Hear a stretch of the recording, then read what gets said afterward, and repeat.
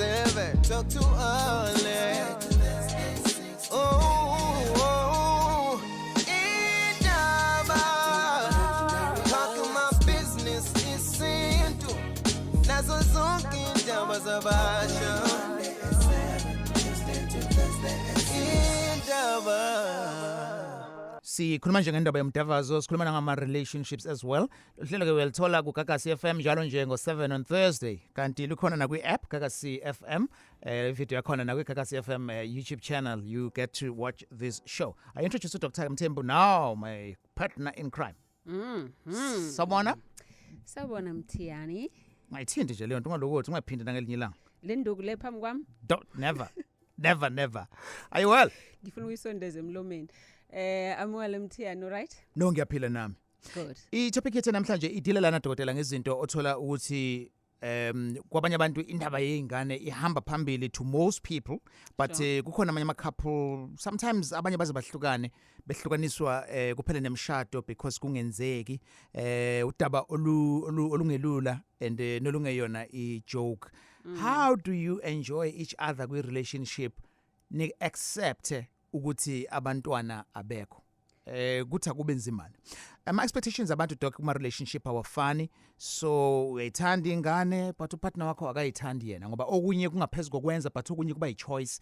Is it something common in today's couples and kubantu bakithi futhi ukuthi bathathe decision yokuthi ngeke babe nabo abantwana? Asikafiki kulaba othola ukuthi ngokwemvelo abaphiwanga, but kube i-decision nje ukuthi yes sizothandana sokwenza konke but abantwana no. Look Mthiyani, in this day and age siphila, okay ngibingelela izithando zethu. All right. Siphila kwi-environment lapho normally umuntu uthi uma egana or eganwa kushadwa. Yeah. People expect ukuthi kuzoba nengane lapho.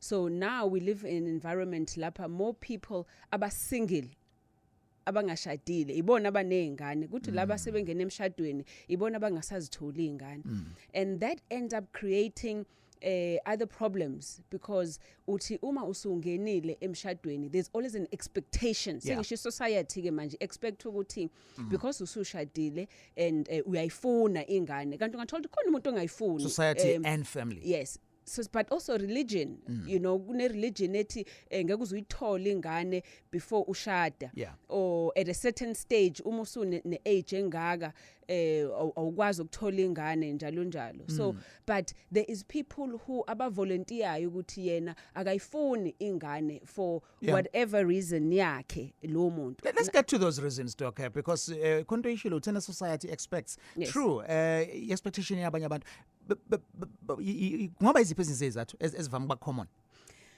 Look, for many people uthi engena kwi relationship nomuntu besides the expectations ukuthi yini abazoyithola, but iba nento ye anxiety ukuthi yini okumele ngiyikhiphe mina to maintain this relationship.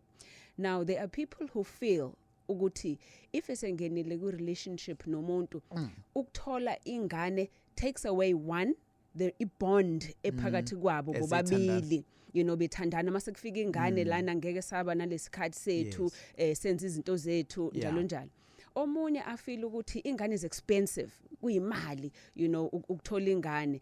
Omunye abonthi ayi angikwazi ukuthola ingane right now because ngisafuna ukufunda, ngine career yami, ngisafuna kunezinto engifuna ukuthi ngizi achieve. Omunye angafuna ukuthola ingane because akanayo partner right. You know, wena mhlamba uyena partner right kuyena, or akakabe nalo partner afisa yena ukuthi akhe naye ngoba phela umuntu once nazalisana naye Mthiyani, you are bound to that person for life. Ningathandana naye kodwa ebebona ukuthi empeleni lo muntu akusena umuntu mina engifuna ukumzalela or ukumzalisa going forward. So ukudiscover sekungale lokho. But also I generally say to my couples there's a difference between not now and never. Ukhona umuntu ozothi akayifuni ingane manje, lokho akusho ukuthi akayifuni ingane forever. That is when communication helps ukuthi wena as a partner yakhe find out why. What are the reasons ezenza lo muntu angayifuni ingane right now. All right, it's 1910. Are you in a relationship where ningenazi ingane by choice kumbe isimo okungaphezulu kwamandla aniphiwanga? how is life? Khona yini mhlambe umshado noma relationship esize yaphela ipheliswa ukuthi ingane azikho? Do you even have a pressure from umphakathi, religion and even the family? 0861 596 596. Now advisor doc ukuthi ke le couple ayigxile kuzona asinazi ingane omunye umuntu oseceleni ngathi nje accept and move on. Isiphi izinto okumele ke nigxile kuzona kakhulu, because remember you have family members okuneyingane ezophinde zibe in your faces. Yes. Their birthdays, celebrations, there's Mother's Day, there's Father's Day. Yes. Yonke leyo nto isebusweni bakho inomele ugxile kuyona ke kakhulu ukuze sipakhe singashoni. Well, depends. If kuukuthi nobabili niyayifuna, for instance ingane, and aniyitholi, then mhlambe find out qala ukuthi yini le yenza ukuthi ningakwazi ukuthi niyithole, because that's the first thing. Okay. And ngiyafuna ukustressa lento ukuthi ungatholi ingane we-couple is not about umuntu wesifazane. Most of the time society yenza ukuthi ingane azikho kulomuzi umuntu wesifazane akazali. Ingane comes from two people. Isperm sakho umuntu wesilisa, it matters. Isperm sakho siyaphila, isperm sakho singakanani, isperm sakho siyakwazi ukubhukuda, isperm sakho sishepheke ngendlela. Okay. Okumele isperm sibe yiyona. Only then will isperm sakho sikwazi ukuthi simithise lo muntu. Okay. So nawe as umuntu wesilisa equally that matters ukuthi ingane zokwazi nokuyithola. Mhlawumbe ungathola lo wesifazane sengiyakuyena ke lo wesifazane. Ungathola ukuthi mhlawumbe uneyinkinga zama period akhe. Unale nkinga sesikhuluma ngo-endometriosis, ama-fibroids, ngoba into ezinjalo njengoma-fibroids kanje uthola ukuthi kunomhlumo nento emilile kwisibeletho sakho endaweni lokumela ngabe kumile ingane khona. So gcina siyikhompyutha nengane. Sometimes awukwazi nanokuthi ingane ihlale because okuhlela fibroid, but sometimes ithi noma ingane ke yahlala igcine siyimpintshwa le fibroid sesiyaphuphuma isisu. Yes. So those people uzothola ukuthi once kwabantu abanesilumo kakhulu ama period abhlungu, uthola kuba aphathwe iqolo, abe namahlwili aphumayo noma ekuma period namathanga nemlenze kubhlungu. Lo nto isukisho something ukuthi kunenkinga kwisibeletho sakho. Either konke emilile, khona into engekho right, khona into engcola, of which even logo kuyakwazi ukubangela ukuthi ungabi pregnant. Okay. I have, however, ngiyafuna ungena kule because baningi ama patients ngithi mangidila nawo ngibona ukuthi mhlawumbe ke baba nengane saphuphuma isisu at a certain stage. For instance, kuyenzeka ukuthi if kuukuthi izisu zakho ziyaphuma la go 12 weeks or 3 months kanje uthola njalo 2 months 3 months isisu siyaphuphuma. Most of the time when isisu sakho sikhipha ingane ngaleso sikhathi isuke ingadalekile kahle ukuthi izokwazi ukuthi iphile. Yiphi period? U6 up until 3 months, 12 okay. weeks, all up right. until 12 sure. weeks. Okay. Isokele ngane ngafomeki kahle ukuthi izokwazi ukuthi iphile emhlabeni naturally ukuthi ikwazi ukuziphilela. Sure. And because of that, most of the time leyo futhi hamsana nesperm ukuthi le ngane isuke ingakhekile kahle. So between umama nobaba ngesikhathi beyakha le ngane azange iziyakheke kahle.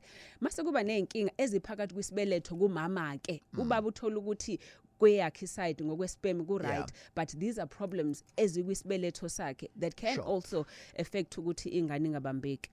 Discussion yethu namhlanje sikhuluma relationship la ingane zingekho khona and kuphileka kanjani. Ungayishare with us your experience or people you know kumbe mhlambe nawe if i relationship enivumelane ngayo leyo ekutheni nizoshada and ingane zizokuba khona kanye nanaleyo pain yokuthi abantwana nibatholi. Talk to us 0861 596 596 and lelo alilungele ingane. Facebook page Indaba with Alex, unga Twitter as well at Alex Mtiana. Mamkhize Msinga sawubona? Yebo. Unjani sis? Ngiyaphila. Nansi indaba yethu. Ngicela ukubuza la ku doctor mina nginenkinga neminyaka 7 ngigalile. Umntwana ngitholi angifuthi ngimaperiod kodwa ukungayimaperiod kungiqale ngo-2017. Manje nje senginenkinga khona ngingasange khona odokotela uma benginika amaphilisi ngiyaya mephela kunqamuke kodwa manje akubuhlungu ndawo futhi. And iphatha kabuhlungu leyo ukuthi siwu7 iminyaka ushadile kodwa abantwana bekho la ekhaya. Ngiphatha kabuhlungu kakhulu ngoba manje buningiwa la abantu bayathola ngapha nangapha manje nginenkinga. Okay. Yeah, nqese sisi ngiyakuzwa nama feelings akho njengoba ukhuluma ukuthi you know masuganile or wayemzini nomuntu kusokune expectations yokuthi khona into efanele ngabe uza nayo and kwawena ubona ngathi bayakuhleba noma bengashongo kodwa kwawena ugcina ubona ngathi bayakuhleba kanti most of the time nabo besoke befisa ukuthi ube nayo ingane hayi not necessarily ngoba bekuhleba ukuthi bagxeka. Now one of the reasons usisi uthakaye esikhathini. Now if engaye esikhathini ungathola ukuthi ama hormones akhe ababalansile kahle okalawa ukuthi umzimba wakhe ukwazi ukuthi iqanda lakhe lelingaphakathi livuthwe agcine ezeye esikhathini. Yes. Sometimes stress yabo nje kube ne stress nje already manje it's one of the things yakwazi stress ukuthi siwabamba ama period akho ungabathola ama period. Kwabanye iweight muthola ukuthi either you are overweight umkhulu kakhulu or umncane kakhulu. All those things can also affect ukuthi ugcine ungayile kuma period. But naloko kunyade ngikubalile earlier on othola ukuthi kunenkinga ethizeni mhlambe isibeletho sakhe asifomile ngendlela right or ishape yaso. But ngizoshiya inamba yami la sisekugcineni so at least asike sizama ukuthi uthola ama period khona sobona ukuthi uzokwazi ukumitha suwatholile ama period. All right, good luck sis. Sizokwenza njalo. Ngasigcineni Dr. uzosinikeza inamba yakhe. Ngisuka from Msinga ngiya Danhauser kuSandile. Kakasi lingena eDanhauser ku 107.9. Sawubona Sandile? Yebo sawubona futhi njani? Si right kunjani wena? Ngikhona futhi. Yes. Igama lami nguSandile ngoba sithola inyathu. Benginombuzo la kuthi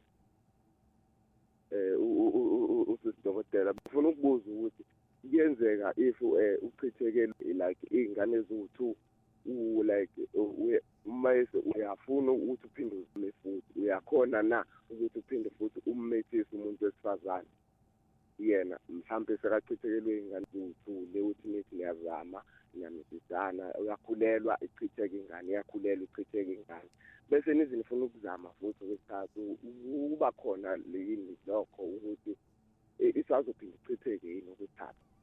Okay. I've dealt with a few patients okuba njalo ukubona. Now, sometimes if kuukuthi umuntu sileke sichitheka isisu, sometimes uthola ukuthi isibeletho or umlomo wesibeletho kulo muntu wesifazana siyavuleka uthi ngesikhathi esemithi sivuleke sikhipha ingane. In that case uyakazi ukuthi uthi usumithi early uhambe kudokotela afake stitch. Alright, so kuyivala umlomo wesibeletho if kuukuthi ileyo nkinga ukuthi isibeletho isona esivulekayo esibanga ukuthi ingane yakho iphuphuma. But also ungathola ukuthi mhlawumbe unomhlumo nefibroid mhlawumbe eseduze futhi komlomo kwayona uthola ukuthi iyayivula so that ingane igcina iphuphuma. However singabantu singakhohlwa ukuthi as abantu kunezinto kumele sizenze zokuvala umkhokha. You know, if kuukuthi uyabona ukuthi izisu kade ziloko ziphuphuma zengane kusuke kunento okumele uyenze. Number 1 ngokwesintu kufanele ukuthi ingane ususa isithunzi you know sengane kulo mama kwisibeletho. Look, even if Alex unezingane zakho ingane ziyakhwelezana always ziyakhwelezana umzali nomama. Mina nginabafana abawu2 nje lo mdala una 14 kodwa uthi lo mncane una 8 mezohlala eduze kwami lo na 14 afuna ukumsusa naye ufuna ukubanga abaphilayo. What about lona ongazangeke azaphile owazi ikhaya lakhe kuyilesibeletho sika mama kwayena ugcina esehlala umoya wakhe uhleli lapho kuleyo ndawo ayaziyo. So kunezinto kumele sizenze as abantu also zokususa leso sithunzi saleyo ngane either ihambiye kogogo or if kuyona kumele ibuye ayibuye kodwa isizokobe ingane futhi ingabi lesithunzi lesebekade isona. That was the answer ne bonus. Ngiyabonga kakhulu. Siyabonga kakhulu. Wow. Yeah, I didn't think ukuthi dokotela nayo uyangena kwezesintu. On Wednesday from 7 to 8 sikhuluma indaba zesintu ngolesithathu. Nayo futhi leyo show ama videos awo wathola same place kwi Gagasi FM YouTube channel as well as kwi app. Sisuka eDanhauser siya kunjabulo kamaphumulo. Sana kusijoyina ulalela iGagasi. Njalo nje sesikhuluma ngesex, umdafazo, ama relationships and health from 7 to 8 and leli hlelo is not just any show. The best in news and actuality. The award-winning Indaba with Alex Mtiani. Gagasi FM. Indaba eGagasini ngithatha uNjabulo from kamaphumulo. Sawubona Njabulo? Mzwili uyaphila mfethu. Right my brother, kunjani? Ngikhona mfethu. Sure. La mfethu angikhulumi nge-experience, ngikhuluma nge-couple esondelene nami mfethu. Labantu laba bafike bathandana mhlambe more than 5 years Mzwili. Bebaneshwa lokuphunyelwa yini mhlawumbe udokotela usethe ukungilapha nje kancane ngale ayikhulumile. Ngoba lo mndeni lo usuzohlukana mfethu bengifusa lokubuza ukuthi beyenziwa yini lento ukuthi ingane zabo bona iphume kodwa uma sebephumile ngaphandle bobabili sebenazi ingane ezisemaceleni kulabantu laba bathandana nazo mfethu bona basafisa ukubuyelana babe ndawonye kodwa into ebashayayo abakwazi ukuthola abantwana mfethu. All right. Sure mfethu ithi ngizodoc. I think ubhuti uthi sesimbe simphendulile and what he answered. No, fascinated answer yakho yesintu leyo ukuthi kufanele kususwe isinyama nokuthi kuvala umkhokha. Sure. Nakhona lapho Mthiyani, labantu kushuthi angithi even noma nithandana iba khona le nto ye-connection phakathi kwenu nobabili. Uma kuukuthi for example ukuthola ingane u10 ama-point awu10. Utholthi wena una 4 points umuntu wesilisa, all right? Nami ngina 4 points kumuntu wesifazane. Do you realize ukuthi thina sothi mesihlangana uthola ukuthi izinto zethu alihlangani kuze sithole u10 either sidinga ukuthi kube nento esizenzayo zokubooster umzimba or ukusiza umzimba kuze izinto zethu kube yi-lock and key. Uthola ukuthi musuka kuwena una 4 but uya kumuntu ofetal kakhulu 8. So you realize ukuthi uzothi masufika kuloyo so much easier ukuthi ukwazi ukuthi uhlangane naye nakhe ingane. So it's those factors akumuntu wesilisa ngokwakhe ukuthi yena unenzalo engakanani nalo wesifazane ngoba kusebenza kokubili kuze kukwazi ukuthi kwenze something out of them boy two. Laba boy two if besathandana ekugcineni love is the key. Ngoba kunabantu othola ukuthi just because umuntu umzalisile kunabantu abazele ingane akusho ukuthi kufanele bebe ndawonye or bandawonye. In fact baningi abantu othola sebezelisene bahlukana. So ingane is not the glue. I-glue kuma couples kampela uthando more than anything. Sure. So mhlambe they can still really work it out. Bathole counseling bobabili. No ngiyamuzwa udokotela impela kodwa lokho kubalansisa mfethu kwemizimba bese bekuzama konke mhlambe sengingaba refer kudokotela ngoba labantu laba bayathandana abakwazi ukuhlukana. Beneyingane ngaphandle abakwazi ukuhlukana ngoba ikhona lento lethu uthando kubona le connection kodwa into abayifisa ukuthi babe nengane bobabili mhlambe ngingaba refer nje kuyena udokotela inamba yakhe vele nginayo ngizobatshela nje bamfonela udokotela. Sure thanks baba and I think ubatshela babhook counseling iqala so sesikhuluma iqala. Yeah all right okay siyabonga kakhulu siyabonga. Sure all right no siyabonga. Okay lo hlelo is not suitable for ingane. Yabona ke doc this brings me to this ekutheni ukungabi nazo ingane. Yes. How can that affect sex life yalabantu abayi2 abathandanayo abanazo ingane but umdavazo uzoba njani? Look Mthiyani if ukuthi labantu abanazi ingane kodwa bazifisa ukubone abantu besajolana kusaqala athi umuntu let's make a baby yabona kumnandi kuba ngathi niyadlala ukuthi musasho kusaqalwa yebo kumnandi kuyahlekisa but if usukusho kwes100 it can be really boring. Uyabona and it can be heavy ngoba umuntu osuke sefuna ingane the last thing abafuna ukizwa umuntu umuthi let's have a baby ngoba vele that's all into ayifunayo. Number 1 sex becomes planned manje kuyi timing hey funa senze isikhathi manje kuya ovulate ama period bengini maybe spontaneous nje it's no longer formal so kungathi umsebenzi and sometimes uthi umuntu lo oyifuna ingane ngaleyo ndlela eya ocansini kuyena osene disappointment ngoba lo cansi lo lalenzayo alumniki lengane ayifunayo yena ocansini akafuna ukuchama nokuskwetha ufuna ukuthola ingane so each time uyasho ukuthi hlale ngiyenza lento kodwa ayinginiki lento engiyifunayo. So what it ends up doing igcina lonto imenza aphelelwe inkanuko nothando lokuthi enze ucansi but also omunye ugcina ucansi engasali enjoy that much akusemnandi lo wesilisa uyakwazi ukuthi egcine seshesha chame because manje ubona angathi uyajajwa performance ukuthi kuze ngoba indoda ufuna ngimithise then agcine seshesha chame. Lo wesifazane agcine seba dry uthola ukuthi bayenza in the middle sevele wa dry because ayisekho leya excitement and excitability ethi I'm doing this because ngiyamthanda lo muntu and I want to share myself naye. Okay so kusho ukuthi ke doc isolution ke kubantu abakuleso simo yokuthi one babe aware yokuthi seniyayiprograma lento yes then bazama indlela ke zokuthi ke ba overcome leyo nto ngaba control Yeah. ngoba abanye uthola bafuna ukuba Yeah. nezingane bajova ngalemjovo kakhulu ezileke ukuthi umuntu wesifazane ovulate abe njani and leyo mjovo nayo iyakwazi ukuthi ikdepress ama emotions nama feelings akho ngokuzwa kahle. Ngiyabona ke nama comments on Twitter na ku Facebook Indaba with Alex Nzoyakona nje kungekudala but ngizoqala ngolokhuza ngo Anonymous from Intuzuma. Hello Anonymous. Yebo sawubona njani? Si right manje si right kunjani kwena? Ngiyaphila bhuti wami. Sikhona sis. Ngicela ukubuza kudokotela lapho. Nginengane yangena ethubhini iyakhishwa wathi udokotela lelo thupha asezikusebenza. okay La mhlambe after 5 years then ngakhulelwa. Ekukhulelweni kwami ngathi sengibeletha ngicela balibophe naleli linye. Balibopha ke.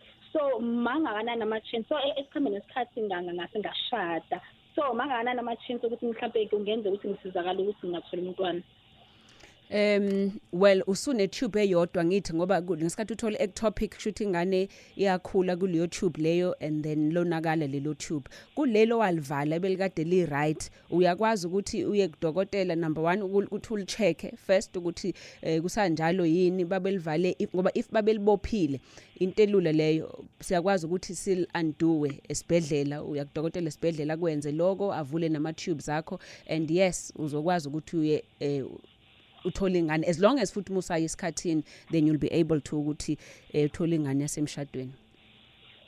Ngiyabonga kakhulu dokotela ngiyacela ungiphi number yakho ke dokotela.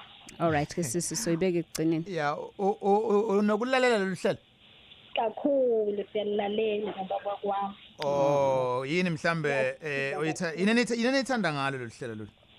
Liyasifundisa nje into eziningi loluhlelo lisifundisile ade saqala ukulalela nje imdavazo nje lisifundisa kakhulu zina ngomdavazo siyawenza nje kumnandi. All right lo siyabonga kakhulu sisakube mnandi ke nje all the way. I see a comment live la kumazikode on Facebook ibhlungu kakhulu le ndaba yokungabatholi abantwana okuyinkinga sinabo soyi2 abantwana emaceleni but asikhona ukuthola owethu siyazama asazi ukuthi inkinga ekuphi akusemnandi. And then uThulani uzothi abantu bakithi kumele bafunde ukuthi abantwana isipho esivela kumdali uma ungaphiwe akufanele bese kuba yicala ziningi ingane idinga uthando abantu abangayithatha ngokusemthethweni bayi-adopt emndenini yethu nje amantombazane ayizihlobo akabelethi agila umhlola ukuba inkomo ngabe amasimaningi angangamanzi okuphala izikhumba.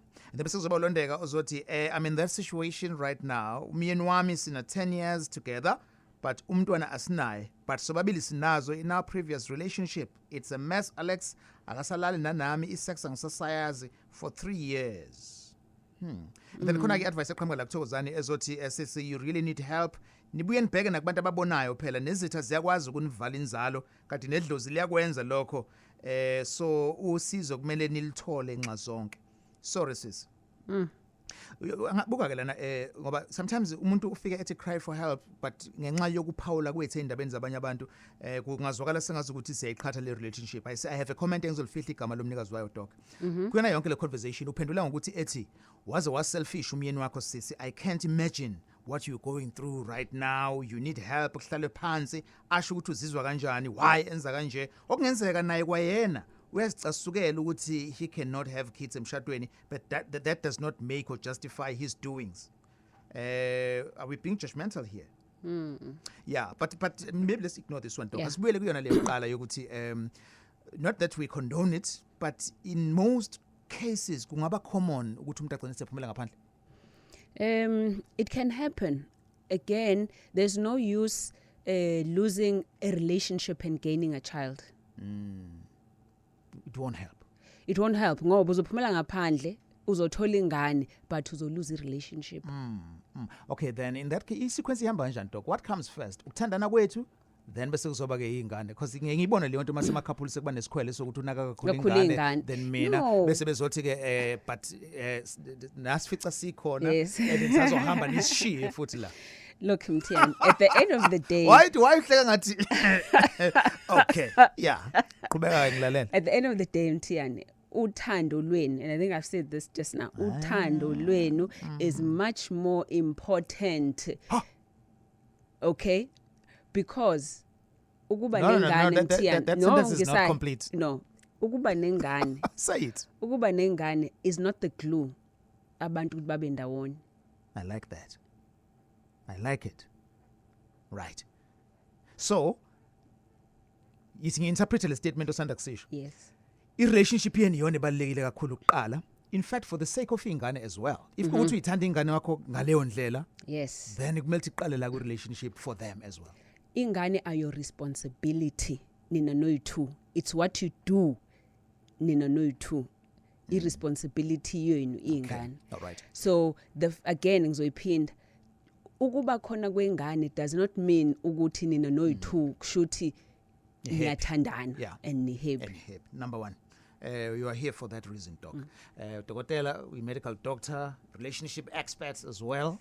And uphinda be nangokulapha ngokwesintu futhi and njoba umuzwa nje khuluma ngendaba zomkhokhana lokho. Sikhuluma ngani sisizwa sikhuluma ngeingane ne-relationship nje. Itopic yethu sikhuluma la ngendaba yokuthi ungabikho kweingane kwi-relationship noma emshadweni kuchaza ukuthi lelo thanda lukho yini and iziphi indlela ongenza ngazo. Okunye kwakho ungathola ukuthi kudinga udokotela but okunye kudinga uku-accepta and uqhubeke nempilo kuphinde kube mnandi futhi. 0861596596 painful stories. Egcineni dokotela uzosadvise ukuthi iziphi izinto ongazenza uma ukuleso simo esikanjalo. This is your station.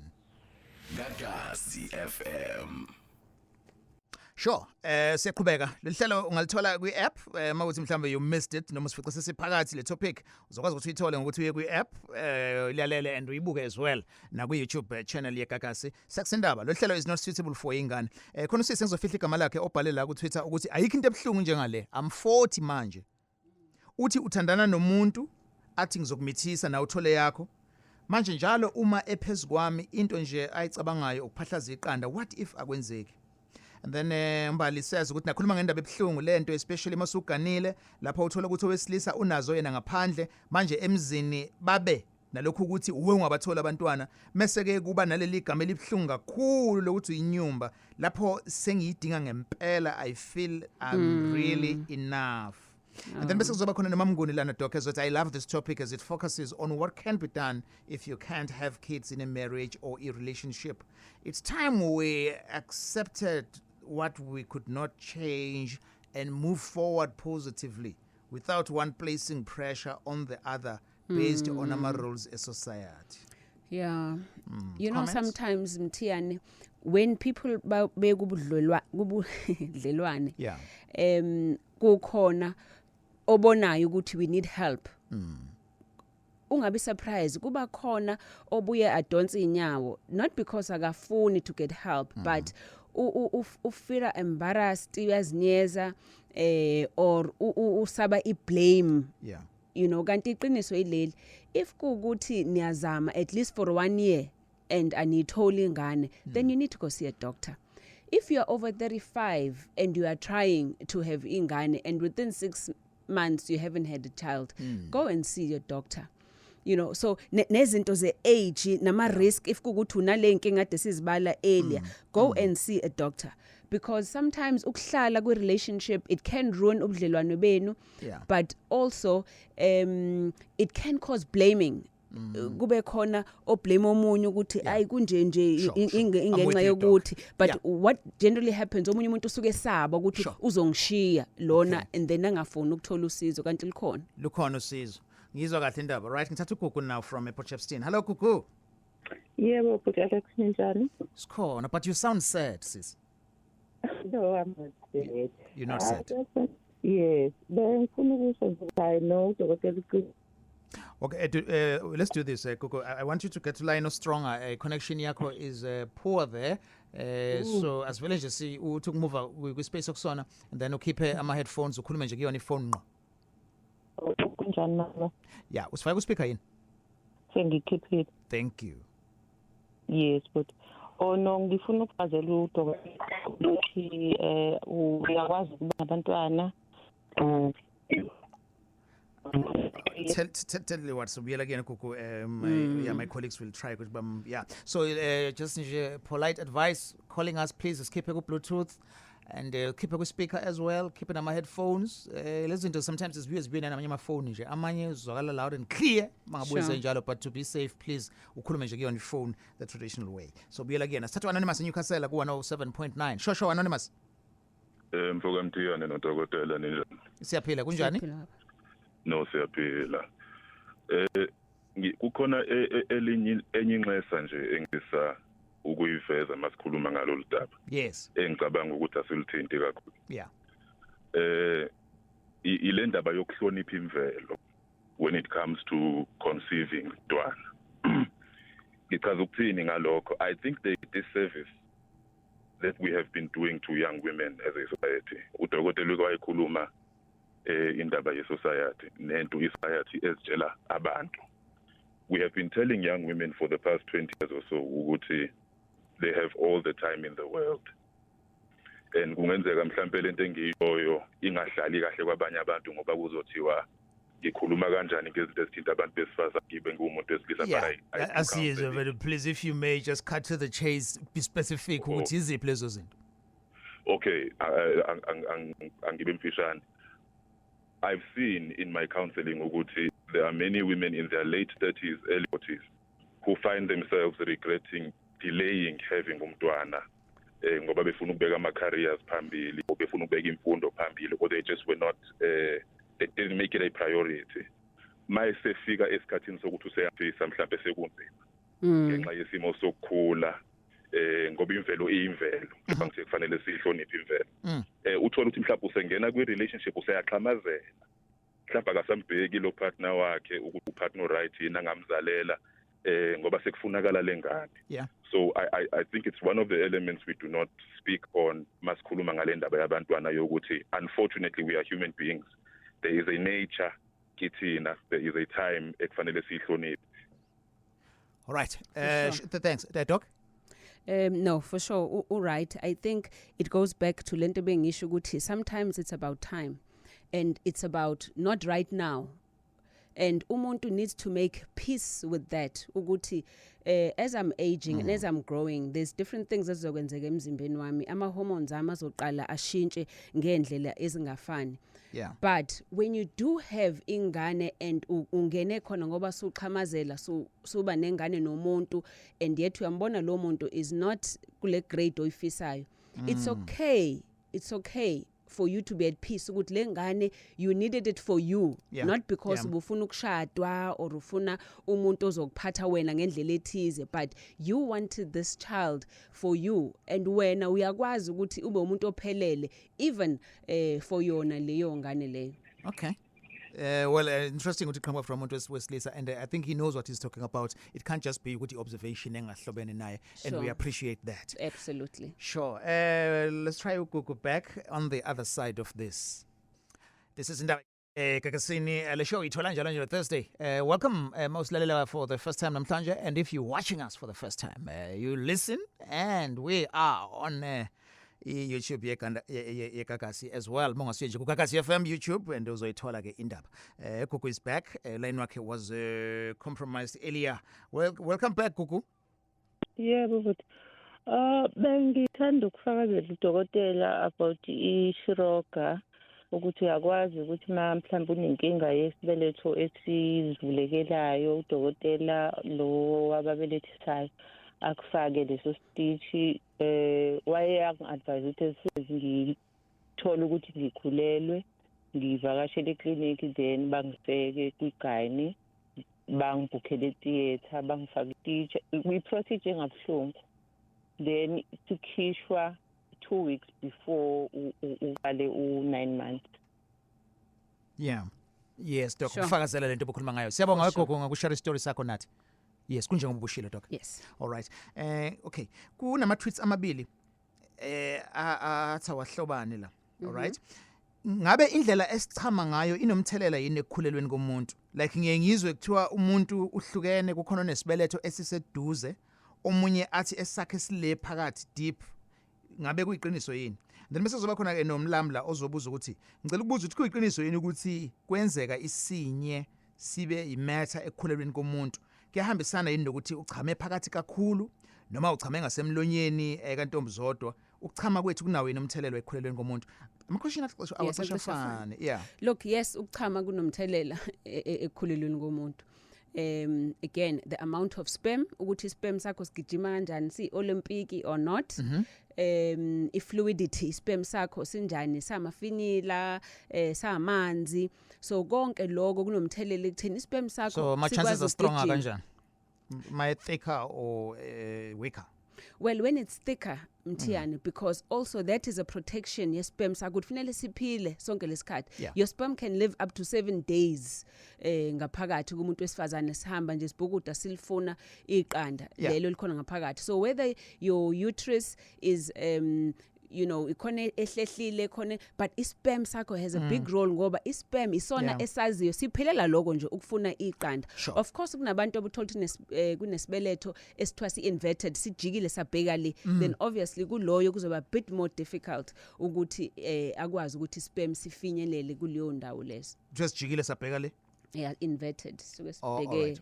kwenye direction sure umndeni uthi ngiyabingelela Alex no Doc okokuqala ngicela ukubonga ukuthi nithinte le topic ngoba uzobheka ukuthi imizi eminingi ichithekile ngenxa yokungabikho kwabantwana bengatholakali into engiye ngiqaphele ukuthi umuntu ojwayele ukusolwa kakhulu ngowesifazane which is wrong Jabulo eHawick hello yebo njani so right kunjani kwena akuyaphila baba yes sir sacela kubuza kudokotela ukuthi sokwenzeka kanjani umuntu wesifazane ngoba umuntu wesifazane angudokotela unamaqanda awu2 cha kanamaqanda awu2 unama ovaries awu2 elaka left elaka right kuwona kunenqwaba yamaqanda inqwaba umuntu wesifazane is actually born namaqanda about millions more than millions ezalwa amaqanda khona phakathi but as ekhula mhlambe by the time esethi puberty esena 12 mhlambe lapha se 5,400,000 or so as ekuma period umuntu wesifazana akawakha amaqanda ubuzelwe nawo vele that is why khona abantu ozelwe vele ukuthi akazitholi ingane kuuzalo lwakhe so as ekhula lamaqanda ngokuya amature and the young period kukufa kweqanda once esefe wonke then sesithu sengene kumenopause ilapho sithi khona akasakwazi ukuthi athole ingane ngoba wonke amaqanda kade edalwe naye aphelile ngakho kuyesinye isikhathi omunye uthole izingane eziwu7 ngesikhathi esisodwa no ukuthola izingane eziwu7 or eziwu2 even ama twins kunenhlobo eziwu2 omunye isperm kuhambe isperm saya eqandeni lelo lalichamsela lelo qanda la divide kabili in that case uba nama identical twins lama twins wabonayo ukuthi bayafana laba omunye uthola ukuthi isperm eziwu2 zahamba zachamsela amaqanda you know ngaphakathi kena so yes umuntu osifana namaqanda amaningi really but not always ukuthi iqanda elilodwa elivuthiwe it can be more than one ngaleso sikhathi thanks Jabs anonymous Melmoth sabona yebo sabona but Alex no dokotela siyavuma bot ngiyaphila angazi noma ngizothi inhlanhla yini ngikule process nami yokuzama ingane nje namhlanje ngiyadokotela so istory sami sikanjena umuntu wami siqale na 23 kuzama mina bengina 30 sokulonyaka ngina 34 okay so ukezama ke wenza kodokotela kwathiwa yena right so nami ngine mentality ukuthi hayi since umuntu wesilisa hayi mina nginankingi sokulonyaka ngithatha i-decision hayi nami ngenze something yabo so ngileka dokotela ngenza i-semen analysis siyabuya yathi anginaso isperm okay wayesethi ke kumele ngithatha amagazi athola ikhozi yalo ukuthi kudalwa yini hayi angathatha amagazi ke so namhlanje ngibuyele ukuthi ngizakhumbula igama lisebenzisayo ukuthi azospermia angisazi ikona azospermia kunento enginayo ewu16 my normally kumele ibe u10 so that ngizokhona ukuthi ngikhulelise umuntu wesifazane okay so wathi ke uzongena because wa check ama testes wabothi ke usize wawo mancane okwenza ukuthi isperm should singareleaseki wathi uzongenza i-test biopsy but mina ngikhona ukuthi ngikhulelise umuntu ngendlela ejwayelekile if ukuthi isperm sikhona lapha ngobe sengenza ama test then ngizokwenza into athi say axis or in okay Yabona-ke what you just did now is to take us through your personal experience, ukukhombisa ukuthi lonke lezi zinto kade si-advisor zihamba kanjani. And ngiyasi ngithulela isiqoko Doc ukuthi the way I understand ngayo angeke abe sure ngama-terms, but usiyazi-understand. Yes, what is actually causing. But good luck, but ngoba it's important ukuthi ufind out ukuthi kuwena yini i-cause.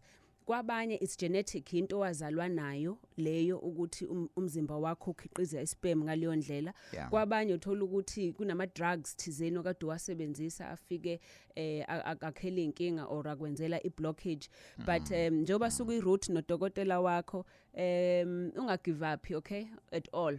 Ubuye usifonele futhi la usitshela ukuthi khamba kanjani mhlambe siyokwazi ukuthi nathi sithathe from there. Ukuchazela noma ngingena lwazi ngalo 16 okumele ube u10 because uthe mathe beku20 or 30 lapho kuzoba complete ukuthi ngeke ngikhona ukuthola ingane, so ngisazokwenza lento. So lo 16 mhlambe ngokade hotel mhlambe khona into engenzeka kuwo. Ukuthi ngeke ngazi ukuthi ngempela ukhuluma ngani. Njoba dengisho earlier uma sichecka isperm, sichecka konke ukuthi iyamanzi kanjani, sigijima kanjani, mangakhi kwi1 ml. Sometimes we check out 1 ml how many sperms are there.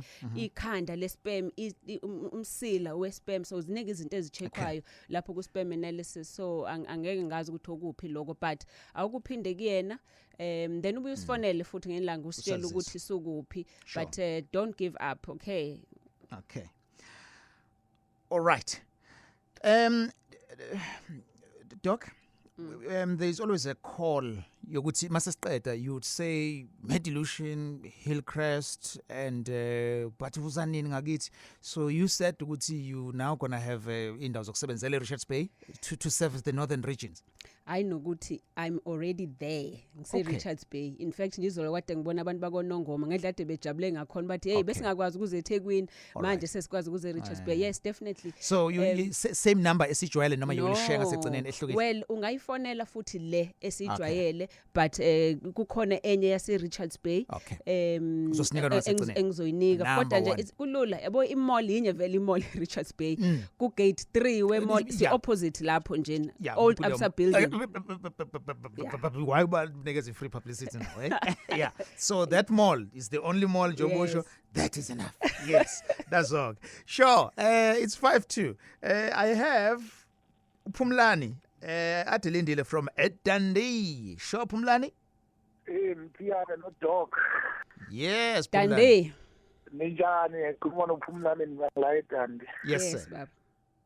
Nikhuluma ke nomuntu obeyofeva kumshado ngazo lezi inkinga lezi enikhuluma ngazo la. Kulomshado uphumelele namhlanje ehleli kamnandi baphila kahle baneyimoto eziphezulu.